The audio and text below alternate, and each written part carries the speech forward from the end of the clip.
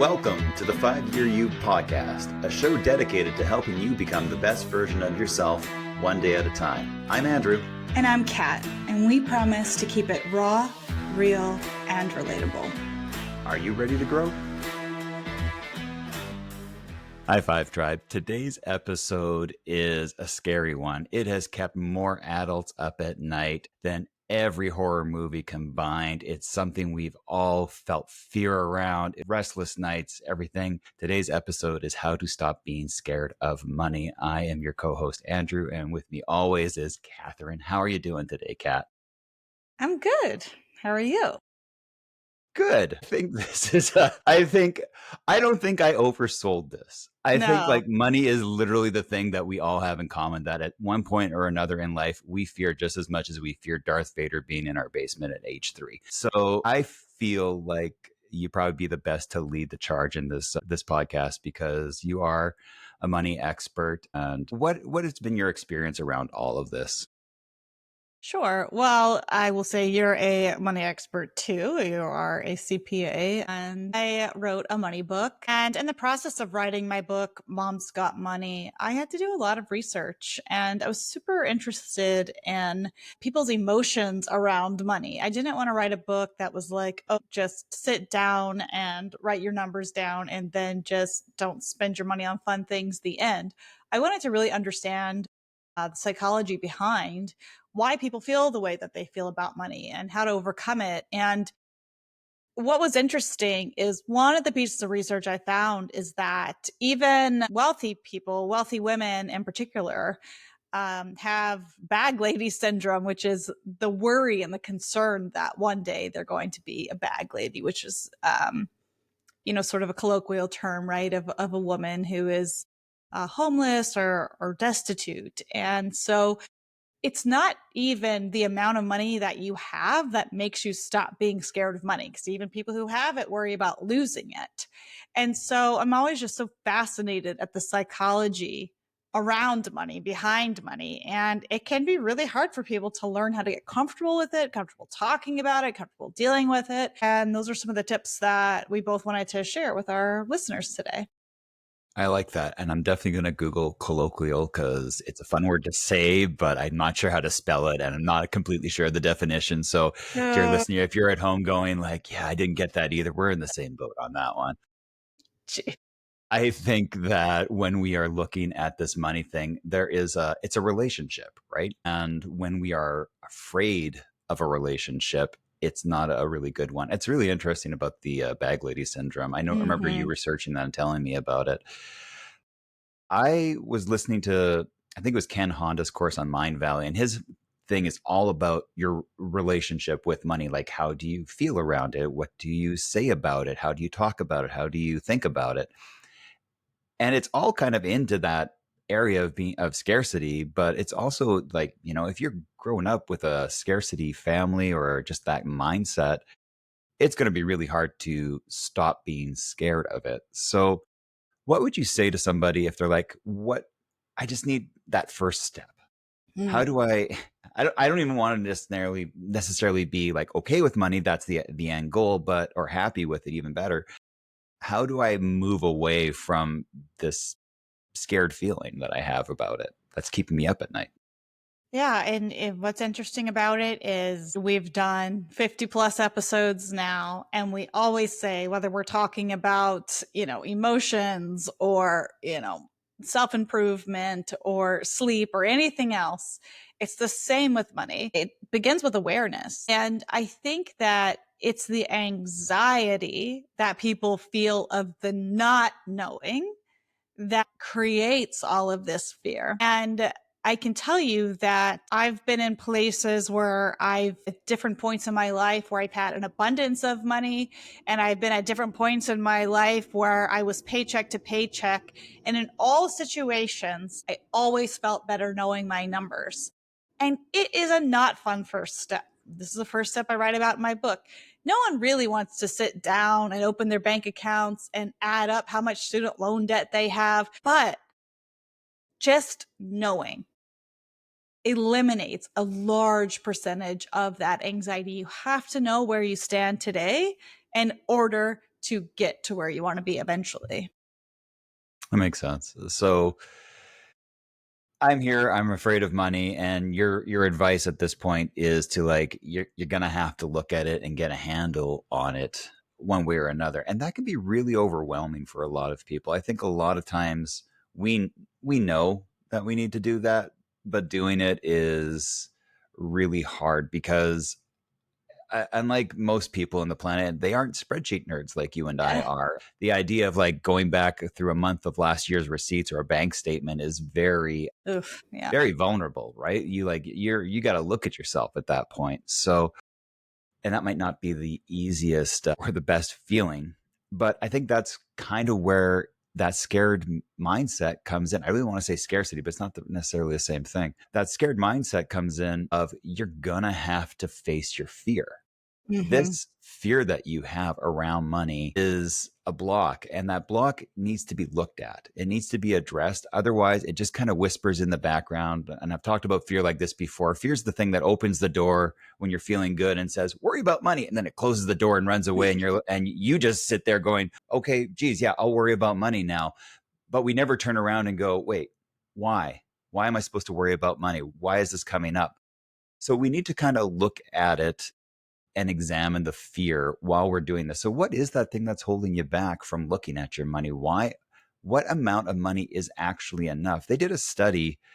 Actually, it wasn't a study. That's a very, very elaborate term for what it was. There was one guy, I believe it was Ken Honda, who was going around and he asked like one of the richest people he knew, are you happy with your money? No. When I have 5 million, when I have 10 million, then I'll be happy. And so you went and asked somebody with 10 million, are you happy? No, I won't be happy. Why not? Well, because I don't have a jet. So you went and asked somebody with a jet, are you happy with money?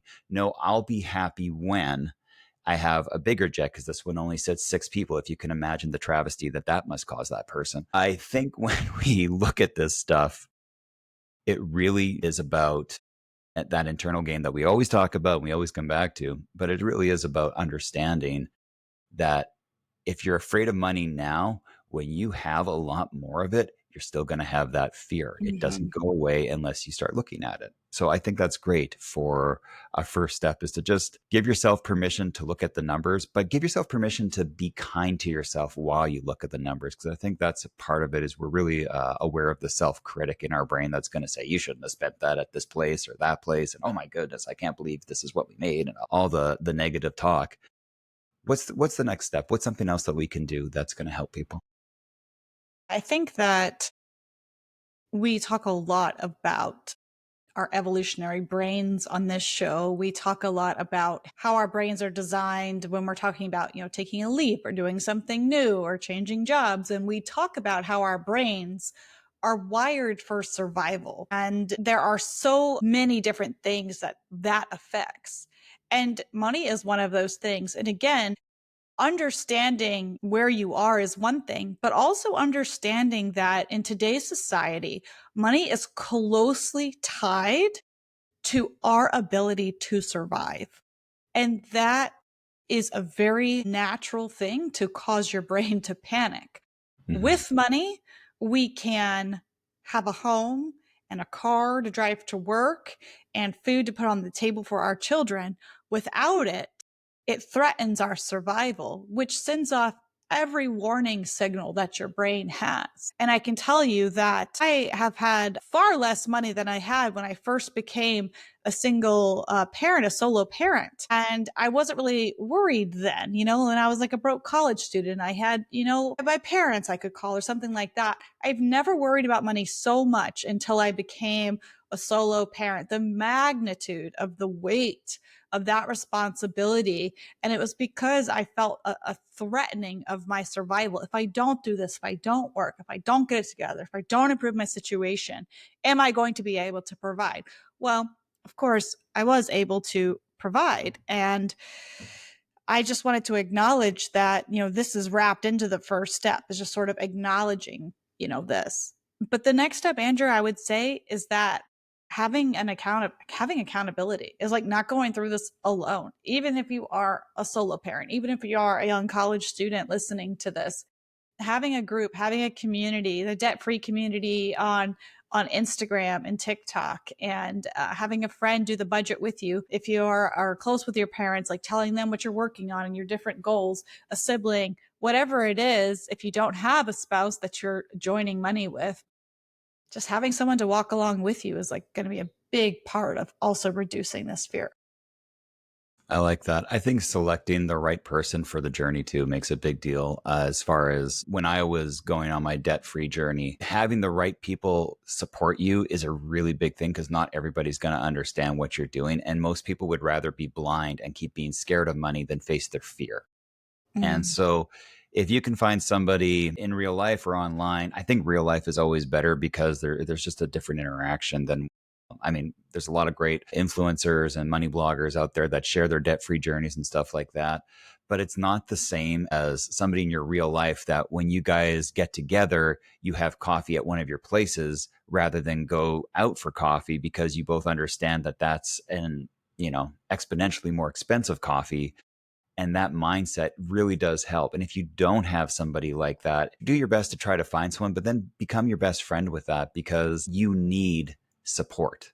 And whether it's just imaginary support, I mean, real life support is better, but you're facing fears, and most of us don't want to face that. And I think like it's not shunning anybody. It's not, there's no shame in it.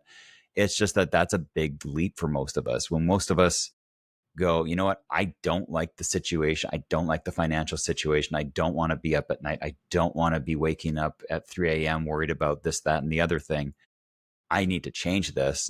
A good chunk of people will want that, but they won't want to walk the journey with you. So finding people online can be a great start. Finding debt-free clubs or communities, whatever it is. There's a lot of them. Catherine and I have been members of many of them. We started our own back in the day. There's an overwhelming amount of support. So if you're in a small community like I am and you can't find that, online is a great place to start. If you can't find somebody like that, look for a mentor. Look for somebody who's already done it. And when you find somebody like that, they'll get it and they'll know, trust me, they will know the struggles that you're going through and they will want to help you because uh, then that's just me talking from experience. When anybody comes to me with a money issue, I like my heart goes out to them and I want to help them in whatever way I can to make sure that they walk this journey with pride and confidence because that's the biggest thing.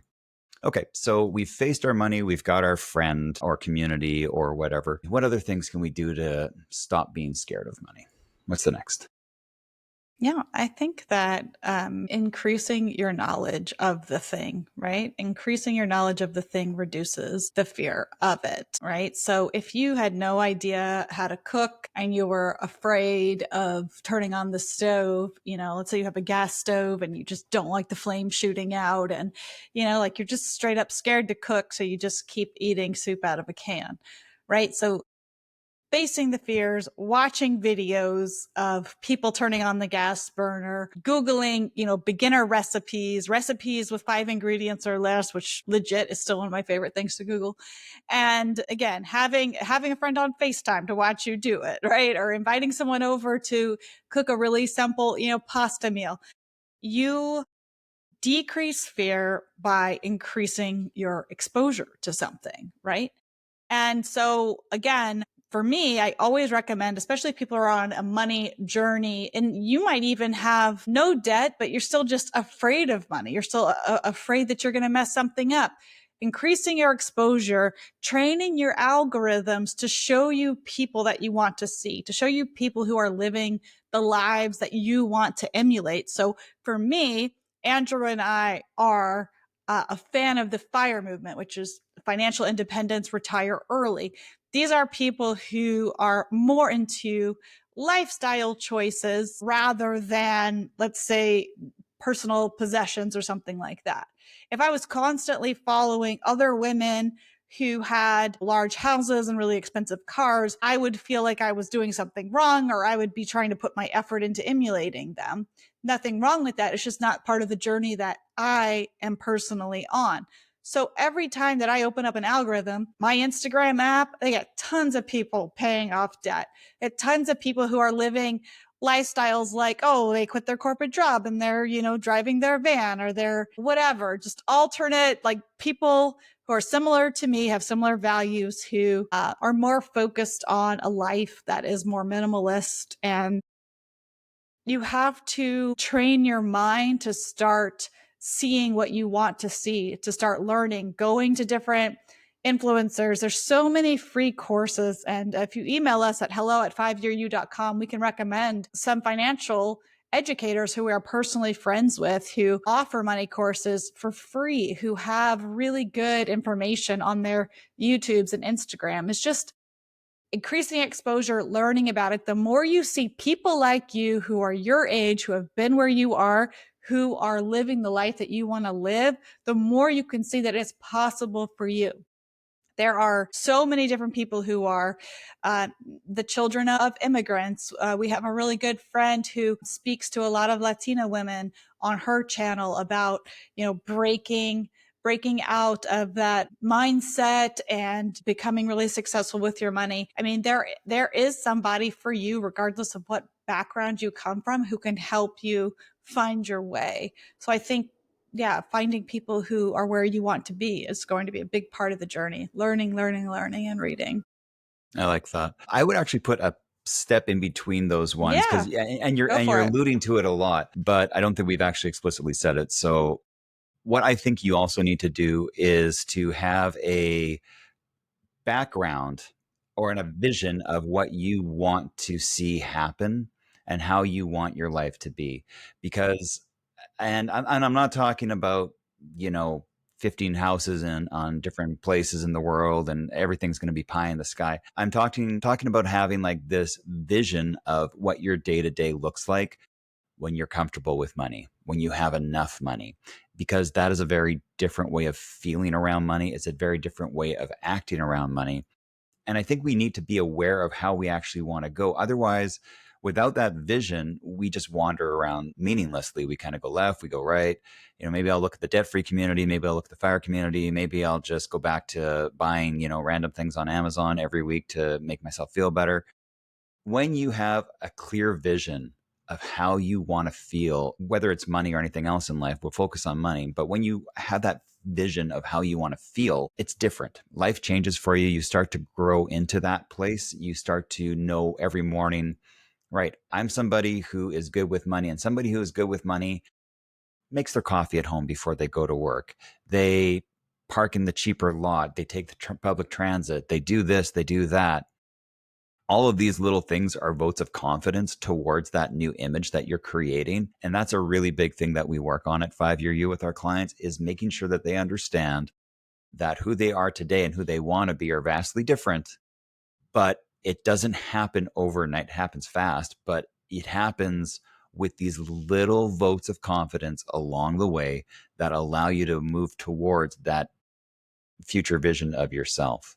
So I would kind of add that. And I don't know if you agree or disagree with it, but I just think that's something that's always vital, is to kind of know the end game so Yeah, that you know where you're going. totally. I think that's really good, because I think that, so we're talking about building awareness, understanding that where you are and your fears are valid, right? Because money is tied to our survival, knowing where you want to be and what your financial goals are, what you hope for, and then finding people, support, mentors, or educators online who meet the criteria of where you want to be, and then exposing yourself to that kind of person, so your day is filled with that. All of those are great steps to take along this journey. And parallel with this journey, I would also add to watch how you speak about yourself with money, because we talk to a lot of people about money. We talk to our coaching clients about money. I even had one of my kids recently say, I'm just really bad with spending. They were going to the little toy store in town a bit too often. And I was like, immediately like, whoa, whoa, whoa, whoa, whoa. Let's reframe that. You're not bad with spending. You are 11. You are learning how to prioritize your spending. You are learning how to save for the very first time in your life. And there are adults who are still learning how to save. So you're doing great. You're great with money. You are learning so many lessons so early, right? Because we hear a lot of people like, oh, I suck with money. I'm Yeah. so bad with spending. I'm the worst with it. I'm terrible at saving. And if you keep saying those things and thinking those things about yourself, that's the energy you're putting into it. So the more you learn, the more little nuggets you get every day. Every time you read a chapter of a book or listen to a money audiobook while you're doing the dishes or whatever, you're like, I'm learning about money. Every day I get more confident with money. And so I would say really watch how you talk to yourself about it as well. Yeah. It's like financial push-ups or sit-ups or something like Yeah. that, right? It's just like, yeah, you're not where you want to be. That's why you're listening to this, but you know that you want to be better, and that's more important. So let's encourage that part of you that's knowing that it wants to improve, rather than shunning ourselves for something that for the way we were. It doesn't help. I'm going to share this story because it really hit home with me, and it stuck with me for almost 30 years. When I was in grade school or high school, we had to do book group. You had to like walk in front of the class and do book reports. And this one girl in my class came up and said, like, I read The Wealthy Barber, which in Canada, that was like the big personal finance book of the 90s. It was kind of like the Rich Dad, Poor Dad of the 90s. And there is an American version of it too. Great book with a great narrative. Highly recommend it to anybody starting out on a money journey. And she said, and I need to learn about this because I'm not really smart. So I'll probably be really bad at money. And I can still remember those words. I can remember where I'm sitting in the class. I can remember hearing those things because you could feel the pain. And I always wonder, like, you know, if we could just start changing the story around those things, if we could even just swap that story out for, I'm willing to learn about money because I want to get better at it, rather than committing ourselves to a life of, financial idiocy, which definitely was not this person's case, but they felt it. I think it would be much better for us to just start encouraging our mindset around this stuff, because anybody who's willing to listen to a topic called How to Stop Being Scared of Money is willing to face that fear just a little bit. And that's all you need to grow. You don't have to face it all at once. You just need to take that first step. And then the next step shows up and you take that and you keep walking the path.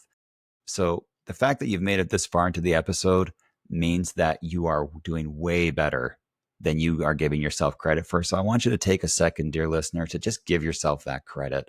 You are doing way better than most people out there. It might not feel like it, but future you right now is just popping champagne or Diet Cokes or whatever you do to celebrate, and celebrating, going like, yes, you're finally doing it. You're helping me. Yes, go, go, go.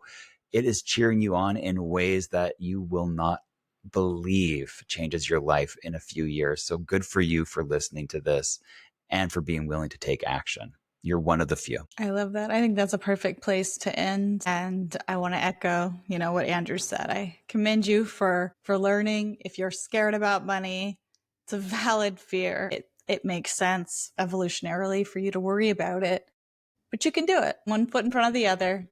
Learning takes time, but you can do it. All right, Kat, it's time for our glimmers. What is the little thing this week? If you're new to the show, we talk about something that just kind of lights us up, or a book or an activity or something that's made us smile this week. What's making you giggle this week? I'll do a money one. I negotiated my rent down a bit. It was going to go up $100 a month, and I could have just accepted it and signed my lease, but I just sent a really sweet, nice email and asked if they would consider doing a little bit less. And now it's only going up, I think, $50 a month or something like that. Sometimes one email that takes you 5 minutes can save you a few $100s, and just being willing to put myself out there. Like, I almost talked myself out of it, but then I just sent off the email. And so that's my little glimmer today. So to be clear, you wrote a $600 email in a couple of minutes. That is I so love it. amazing. I love how you I think, reframe things. That's why we're yeah, no, that is awesome. I think that's so cool. I know, like, most of us would probably just shy away and do things differently because of the awkwardness. So way to go. I love that. I'll use a money one too. I bought something off eBay that I had some problems with. It was a neurofeedback thing that I was really excited to get, and I've been hunting it, and I got a great price on it. I'm super excited to get it, and it just had problem after problem as soon as I got it, and I returned it.